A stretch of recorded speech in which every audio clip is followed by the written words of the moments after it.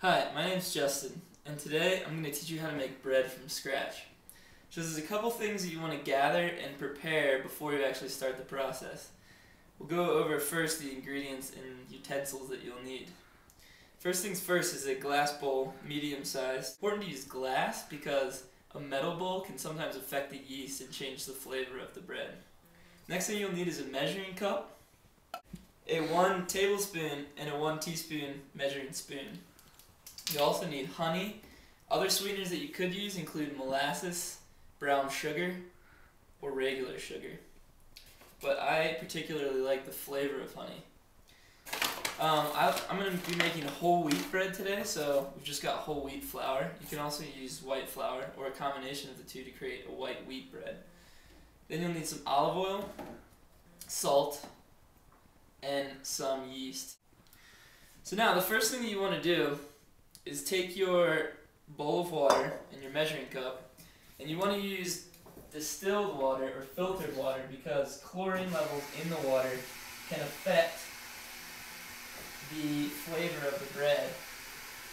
So today I'm going to use about 1 2/3 cups of water.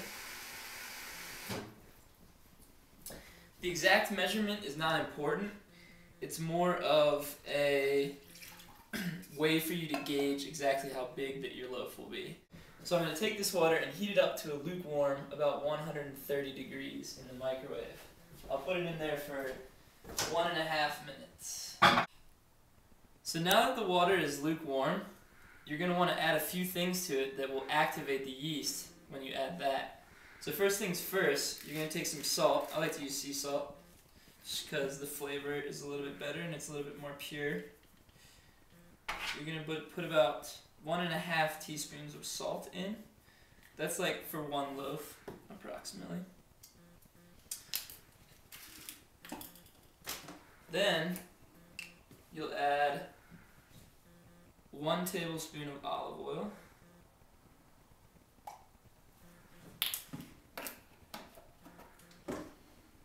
Then you'll take your honey, and you'll want to add about 2 tablespoons of honey. So after you've got the honey, salt, and olive oil in there, you want to give it a good stir. Break everything up.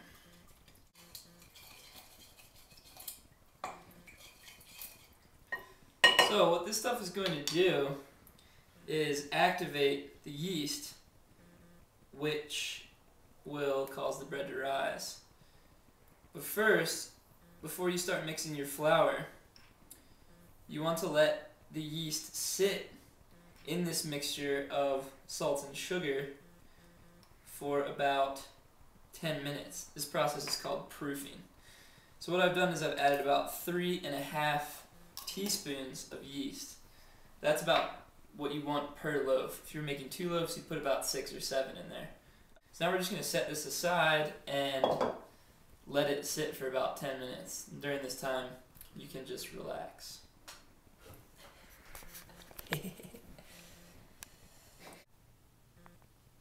Okay, so that is about what your proofed yeast is going to look like. It's a little bit bubbly and the smell will be rich of yeast.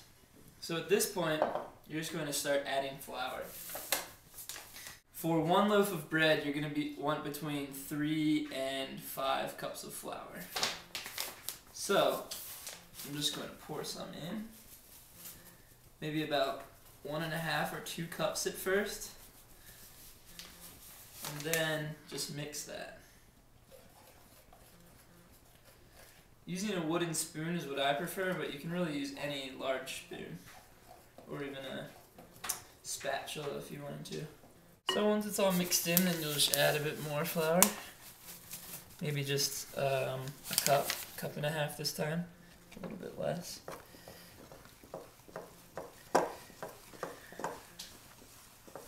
That might have been a bit too much to add, but it will be okay. Can't really over-flour the loaf. Once it reaches a certain point, it won't really accept anymore. It'll kind of repel the flour. So that's about 3 to 4 cups I've got in there now, and it's starting to get to the point where it's not sticking to the edge of the bowl anymore. So you know that you're getting close to the point where you're going to take this out and start the kneading process. We'll just add a bit more by hand this time. And then prepare for the kneading process by flouring out a well-cleaned and smooth surface. Just mix it a bit more. At this point, it's to the consistency where the spoon doesn't help so much, so I'll use my hands. This is where it gets fun. Okay, so now, when you've got it to about this consistency, this is great. This is when you're going to start the kneading process.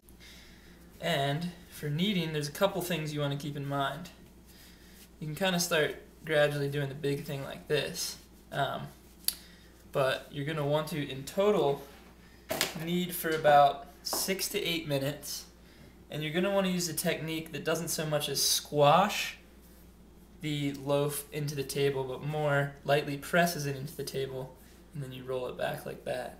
And then you'll just do 1/4 turn. Press, flip, quarter turn. Press, squeeze, flip. Press, squeeze, flip. Press, squeeze, flip. The loaf is getting to the point of being pretty good.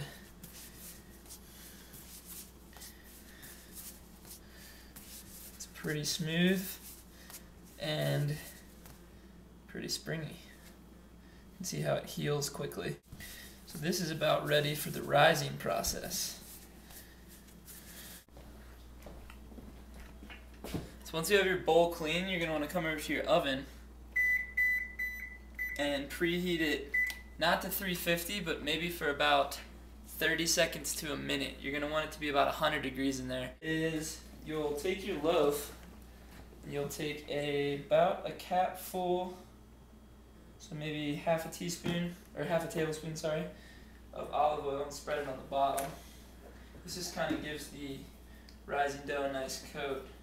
Makes it easier to work with once it has risen. And just kind of throw it around in there. Completely coat that guy in olive oil.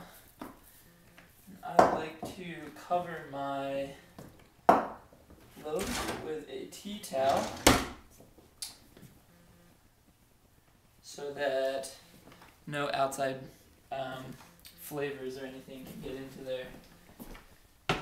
Or if you're rising it outside, it's especially important because you don't want bugs or anything getting in there. So that's probably about perfect right there. Going for maybe a minute or two. I'm just going to turn that off. You're going to let it rise about 45 minutes to an hour. So now it's been about an hour. So let's check on our bread. So what we've got here is a bread that is well risen and slow to heal. So now we can take the bread, and it'll be nice and spongy in your hands.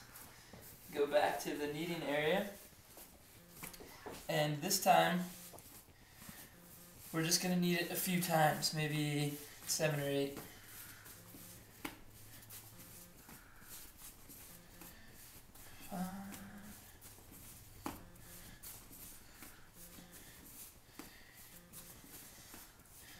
So, now that it's like this, back to pretty much where it was before the rising process. Now I can shape the loaf. I'm going to be baking it on a baking stone. So I'm actually going to make a circle out of it. So the best way to do that is to seal off all of the bread on the inside, sort of like this, so that it's become a circle. And the way that you're going to do this is you're going to gather up the unseamly part of the bread, like so, and you're going to take your hand, place it here, and you're going to gradually just apply pressure on that to seal it off, and then keep just kind of inching it forward in this motion, which creates a nice rounding effect and seals the loaf off. And then you've got your loaf. Pretty easy. So then you've got that at the bottom.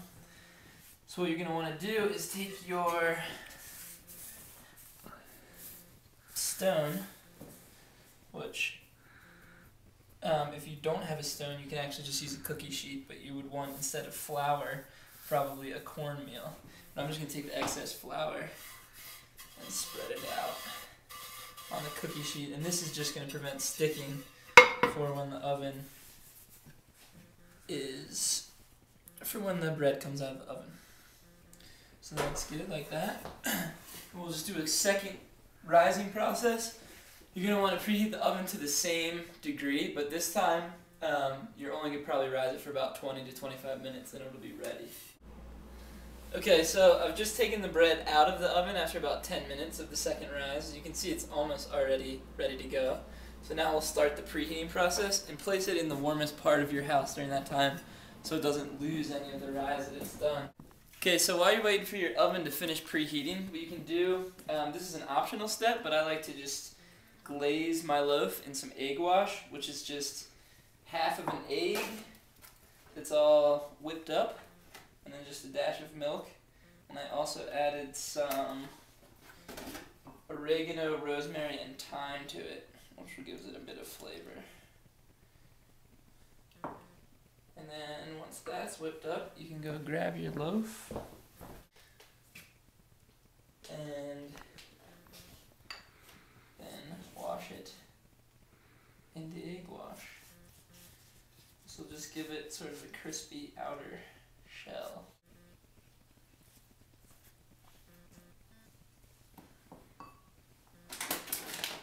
And then you can garnish it with some almonds. There you go.